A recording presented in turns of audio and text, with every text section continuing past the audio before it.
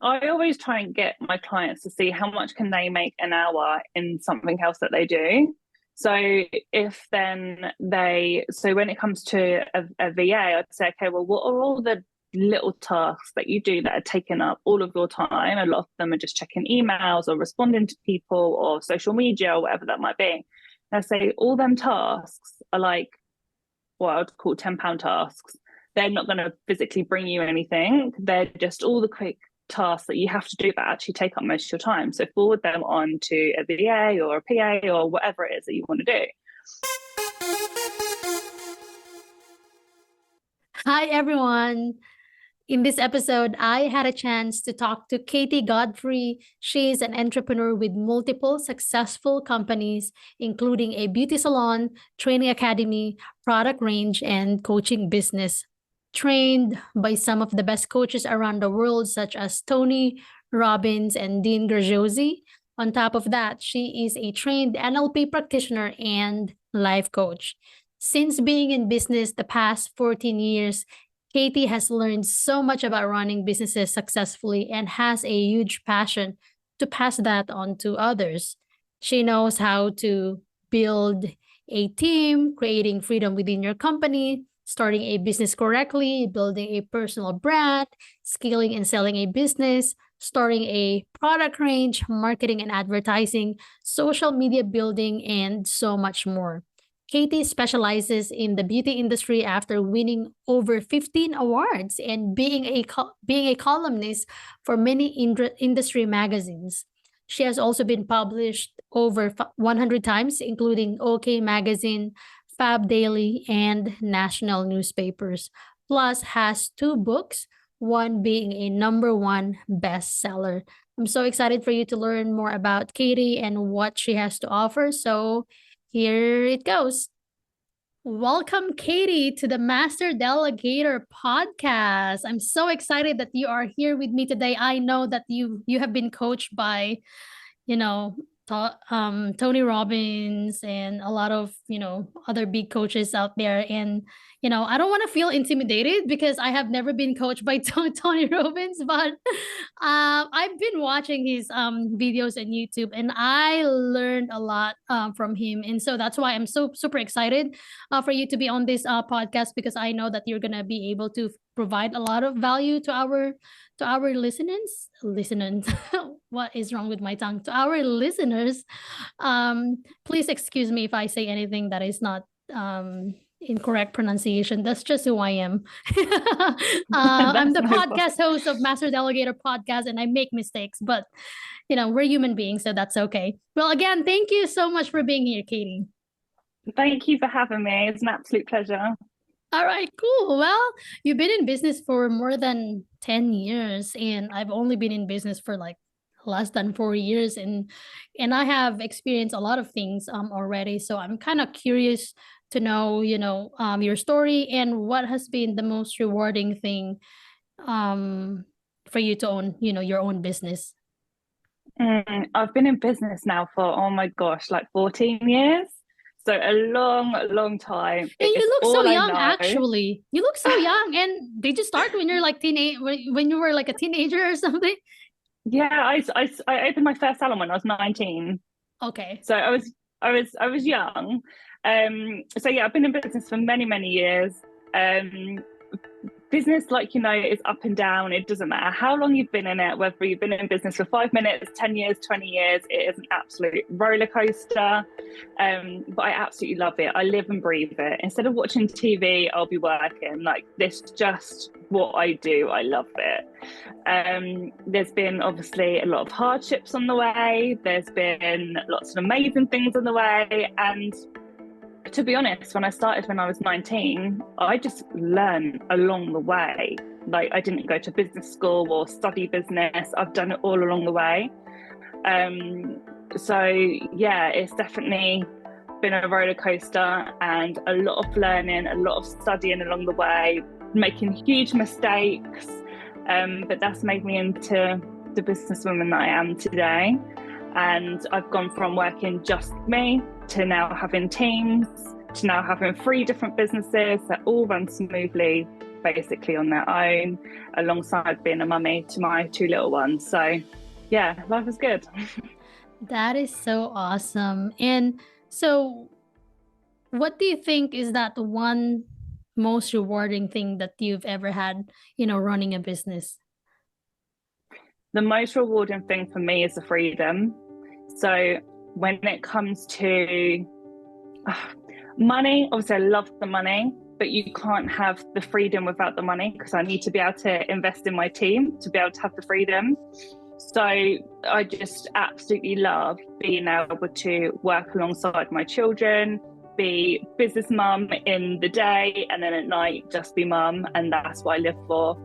And I don't know if it's the same where you're from, but we have lots of like half terms and summer holidays, and I love not having to put them in holiday school, and I can just be with them in them times. And then when they're at school, I'm just grafting and working all of the time. So I just love having that balance and that freedom. And if I need to drop something, then I can drop something and be there for anyone. So yeah, definitely freedom for me when it comes to business. I love that. And at what point in your business journey did you experience freedom? Because I know for a lot of business owners, during their first year in the business, some they tend to feel stressed and overwhelmed because they're trying to do everything on their own. So at what point did you experience freedom in your business? It took around about 6 years. Before then, I was in the business day in, day out, Wow. doing all the treatments, doing all the paperwork, doing everything that a business person does. And then what happened was I fell pregnant, and I was single and pregnant at 10 weeks pregnant. And so I was like, okay, how am I going to bring up this little person completely on my own when all I do is work in the company? How are we still going to bring in this money we was taking? Like, how am I going to do that? So I just had to make sure that I quickly built a team. I already had a team, but a small one. And I still was very much completely in control of my business. Like, I was there day in and day out. So I had to try and figure out, how do I build a bigger team, a better team, and just have the willpower to just step out completely and just work on the business rather than be physically in the business. So then when I could go off and just have my pregnancy without having to worry, and have my little girl again without me having to go back to work, or without the business having to fall because I wasn't there. So that was definitely the turning point to me. And I've done it so successfully that now that's what I teach other business owners. Like, I'll teach people to step out of their businesses and to work on their businesses and to have the freedom around their families. I've just had a little boy literally last month, and I've done exactly the same with him again. So it's definitely a proven Wow. method. So yeah, Yeah, I haven't so been working in the business now for like 7 years. I love that. And that is the goal, right? Mm. Even for me, I started my agency because, I want to have I want to have freedom and flexibility, and I am experiencing that now, but I want to come to a point where I don't even have to work in or on my business anymore. I want to be able to trust, my team members to do what they're supposed to be doing, and while I focus on just, my family or my loved ones. I mean, I don't have a kid right now, but eventually, I want to have maybe at least one, but I'm sure life is going to be very different once, I have my own family. So tell me about that proven method that you were talking about. I'm curious to know, how did you do it? How were you able to step out of your business and trust your team members to do their responsibilities? Because there's a lot of people out there who can't even hire even just one team member because they are so afraid of losing control. How much more, if you are delegating everything in your business and stepping out of your business like 100%. So how did you do it? It does come down massively to just letting go. I always said that the business was my baby, and I actually realized it's not my baby. I have babies, like, my business is not my baby. I had to let go of that emotional hold that the business gave me, and Oh just yeah. let it run without me, and just take my hand off. and know that anything that someone done wrong I can fix, and just allowing other people to make mistakes if they needed to along the way. Obviously, to be able to step out, you need to be able to have teams, and a lot of that comes down to the recruitment process and the type of people you bring in, making sure that they're on the same culture as you, the same wavelength as you, like running, like trusting them, hiring people that are better than you, and just having that trust and just letting go a little bit, and then you'll start to see the rewards of that. And then you end up not wanting to do anything. You want to delegate everything. Yeah. And, sometimes we will come to a point where we will not have a choice but to let go. Especially when you have a vision for your business, and you really want to scale your business, and if you are, a very ambitious business owner, then you are really going to learn how to let go regardless of how you do it, regardless of the circumstance. I feel like in my journey, a lot of people, they ask me, okay, how were you able to build your own team? How were you able to delegate? I want to give them like a very, very solid answer. I wish there is like a magic word for it, but I just tell them, I just don't have a choice. I have a vision for my business and I need people to help me. And so I love what you said about, just letting go, and hiring people that is better than you. I think that is very important. Even the fact of knowing that there are other people better than us out there, that speaks a lot to us already as a business owner. And so now, you also have a coaching business. So you have multiple successful companies. You have a beauty salon, training academy, product range, and also a coaching business. So how do you teach people to do what you have done, having different businesses that are successful? How exactly do you do it? So I've been coaching now for around 4 years, and I have clients all over the world, and we do exactly this, Zooms, and they reach out to me and we have sessions. I have memberships. There's lots and lots of different options. And when it comes to me being a coach, I'm an open book. I completely tell that person how I got there, and I'm very honest with it.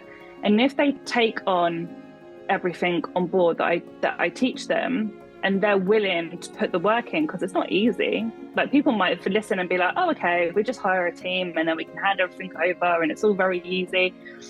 It's not. It is very, very hard. And you'll hire people that are no good for your team and will closely mess things up. But you've just got to be really resilient and hang in there. So I'm very, very open with my clients. I'll teach them every single step as an open book of what I know.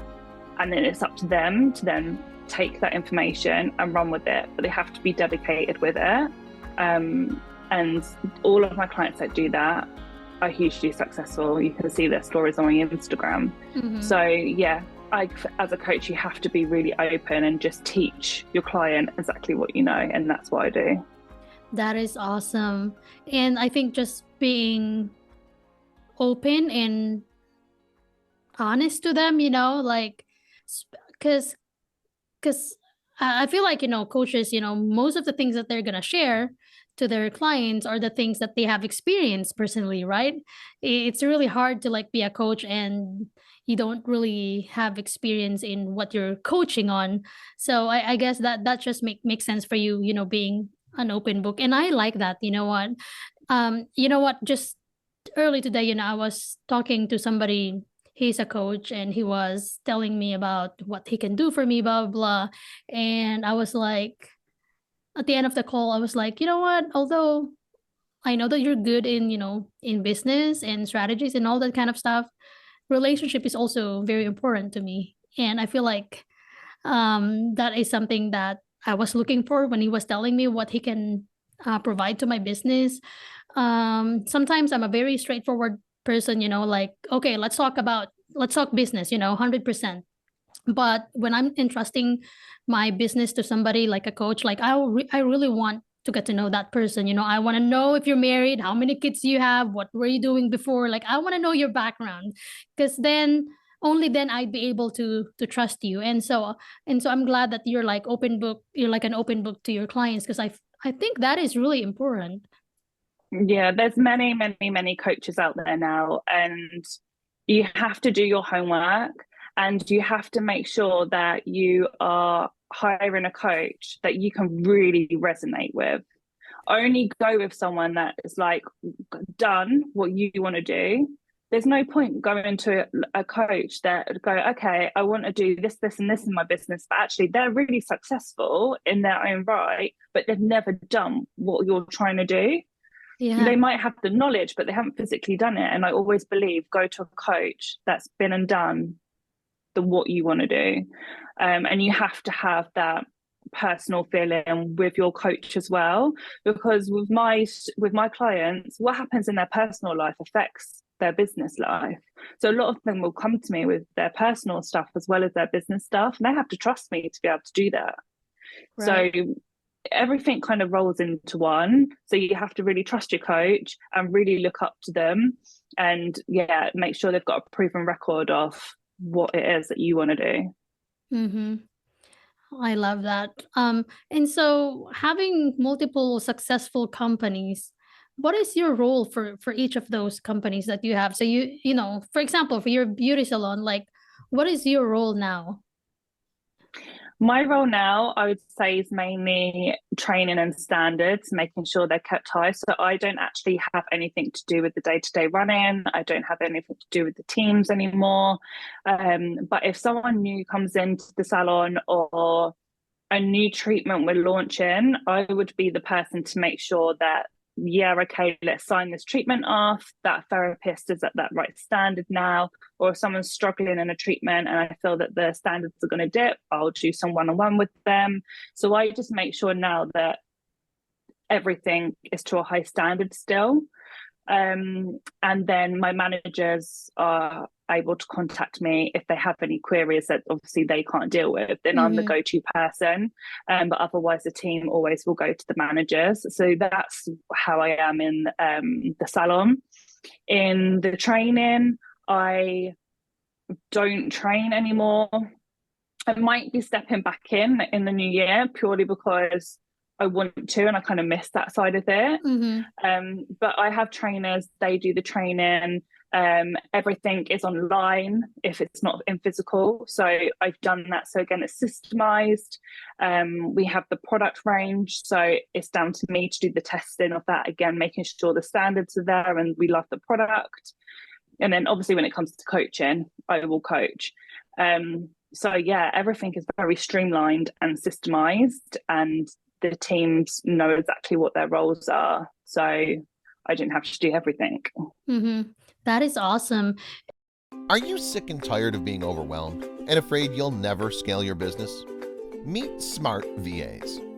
Unlike many virtual assistant agencies that only assign one dedicated virtual assistant, we provide flexibility for growing businesses by assigning a team of experienced virtual assistants that can do different tasks to support your continuous growth. Visit smartvas.online to book a free discovery call and start growing your business.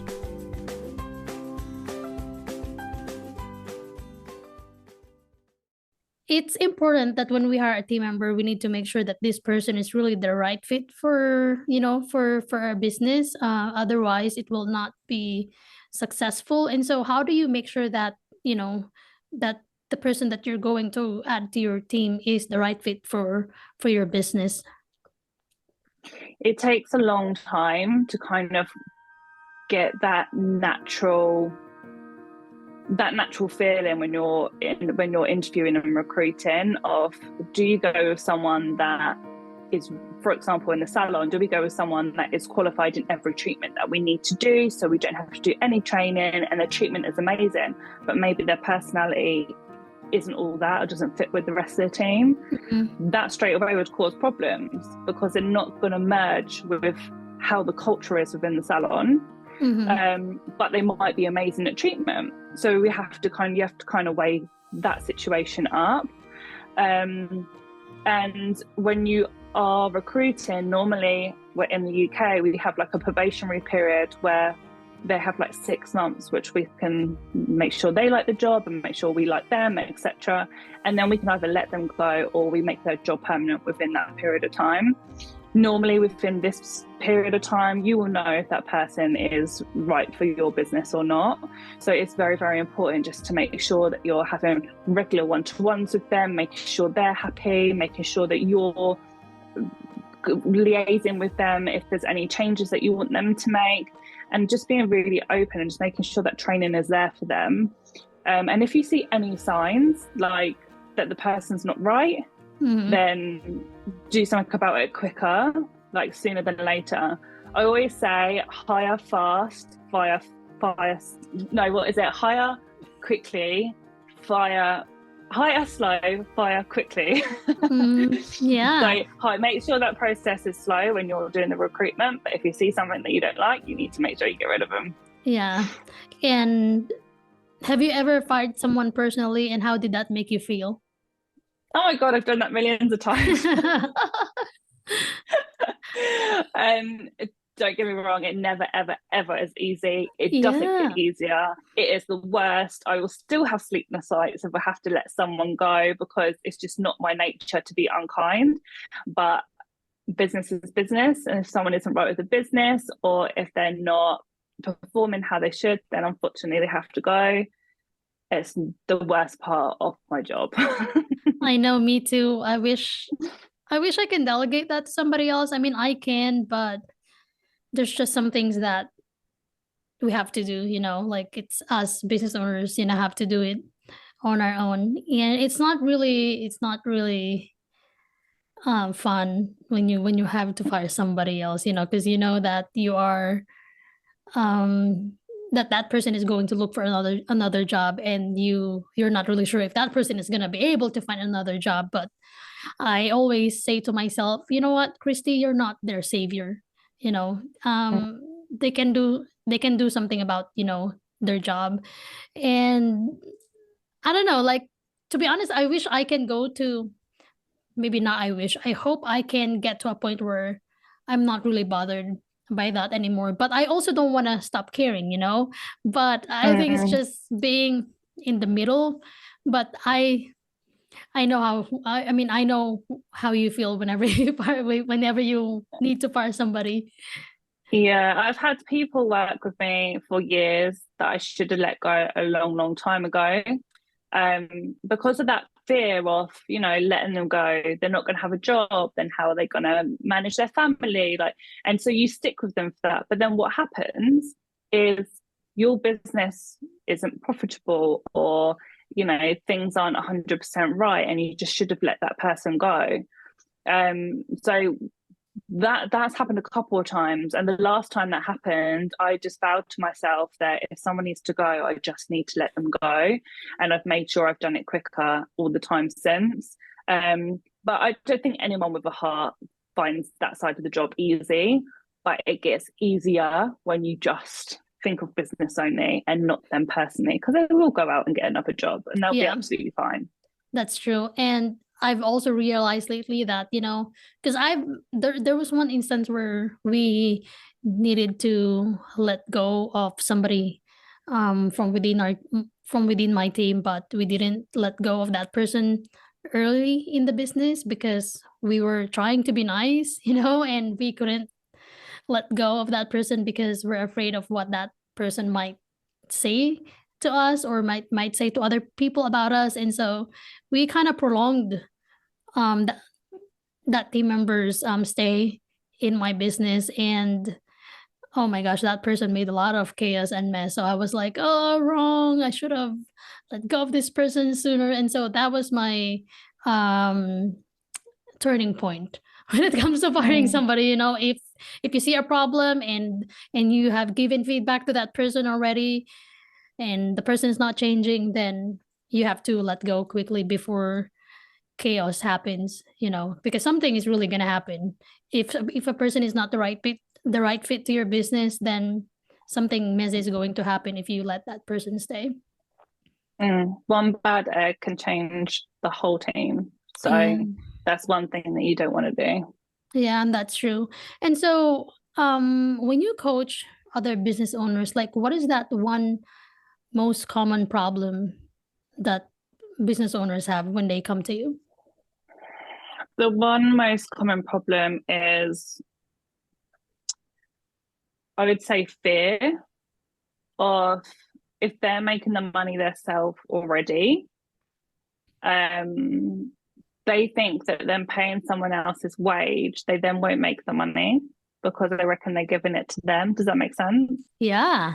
They can't see how they can grow if they're hiring people because they've got the salaries to pay. So that's one big problem, which is just a mindset problem and a bit of a money block. That's all. So we would work on that. And I'd say the other problem is just not having that control. Like, people are very fearful to let that go. And again, that's mindset and just letting go a little bit. And I'd say one other problem I have is people just don't know business. So especially in my industry, which is mainly the beauty industry, so a lot of the time I'll coach other salon owners. They were lash artists or beauticians, and then they got their own clientele, and then they started a business. And yeah, okay, they're great at the treatment and they know what they're doing inside out when it comes to their client, but they have no idea how to run the business. So they've created this business and have no idea what to do with it.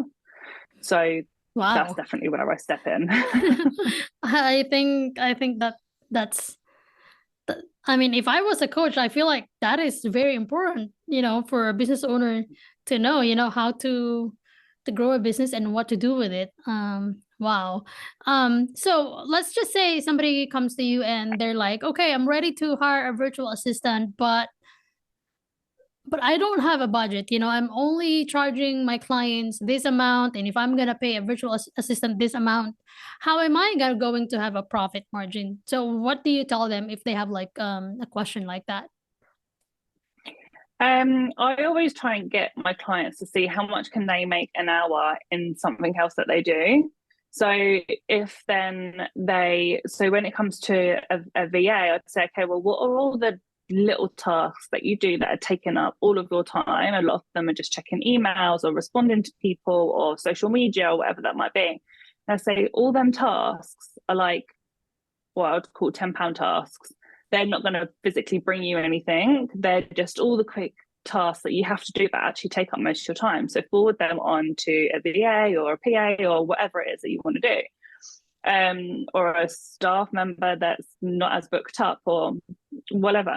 And then they can focus on actually making the money in the business with whatever that does, higher ticket things that will actually bring money into the business. So then that's where it will weigh out paying for that staff member. So then you're still having the income of what you was doing, but someone else is doing it. And then you're going to have another income of all the new stuff that you can now do because you've got the time to do it. So I always just say, like, hiring is scary because you think you're paying out for something, but just think of how much more extra money you can make, because you can only earn a certain amount on your own. What you do on your own, you can be absolutely amazing at, of course. You can maybe earn exactly what you want to earn and you might not want to hire anyone. But if you want to scale or you want to grow or you do want to earn more, then that's when you're going to have to start getting VAs or staff or whatever that might be, because you can't physically grow without having that. Yeah, I love that. And I think most business owners, they don't realize that just by doing something that they're not supposed to do, they're like robbing themselves off. So like for instance, if they work on something that they're not supposed to be doing, let's just say admin tasks, if they keep on doing that for like 2 hours every week, so that's like from Monday to Friday. So you do that 2 hours. So you're like spending 10 hours on admin tasks, and then you pay yourself $100 every hour. So you're like robbing yourself of $1,000 just by doing that. Whereas if you delegate that to somebody else, you can do higher ticket items, which you just mentioned, and you're probably just gonna pay your VA or your team member a quarter of what you pay yourself when you delegate that admin task to somebody else. So I feel like, it's all about mindset really, and also knowing your numbers. Because I feel like, if a business owner does not know his or her numbers, fear is really gonna creep in because they won't know what to spend on and how much to spend. You definitely need to know your numbers and know how much money do you personally bring in an hour into your business.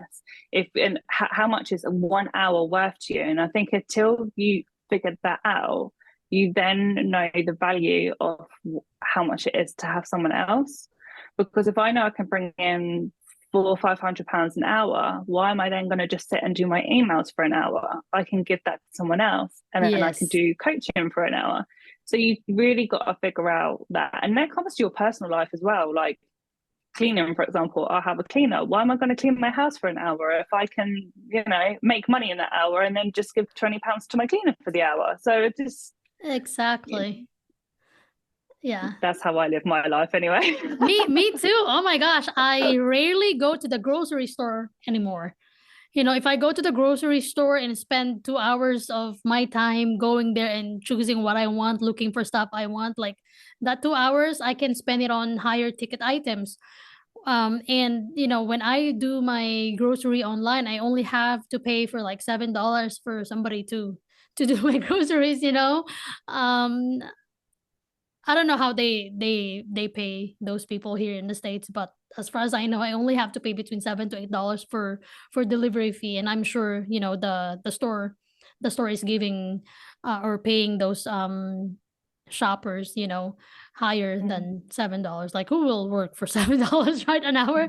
But anyway, and like what I always say to people, especially to business owners, delegation doesn't only apply to our business or professional life. It also applies to our personal life. So yeah, I'm glad that you mentioned about your personal life. Well, any last words of wisdom to our listeners? I'd just say, if you're sitting there at the moment and just think that you're overworked or you're feeling a little bit burnt out or you just need a helping hand, like just give it a go. Like, the worst that can happen is it doesn't work for you, which won't happen. It won't work for you and you just go back to working by yourself again. But I'm pretty sure that you'll be able to see the benefits and it'll be the best thing you do. So just take the risk and the leap and just hire someone and see how your business goes from there. And not plugging myself here, but find someone that you really connect with and get yourself a coach, because I could not live without my coach. And I know all the other success stories of people that have had coaches. So if you feel alone, definitely grab a coach as well. I love that. I don't know what to do without my coach, really. So I'm glad that we have coaches out there. I'm glad that you have chosen this this path as well, Katie. So thank you so much. Where can people find you online? Best way to find me is through Instagram, which is kg_Katie Godfrey, or there is my website, which is kgbusinessmentor.com. And I think I've given you the link to my free book. So if I haven't, I'll pass that through to you. And then you guys can just download the free book. Okay, I think I have the link to your free book. I'm gonna link all those. I'm gonna put those links in the show notes so that people can find you online. Thank you so much for coming to the show, Katie. I appreciate everything that you've added. The value that you've added to the podcast show. And thank you for having me. You're welcome.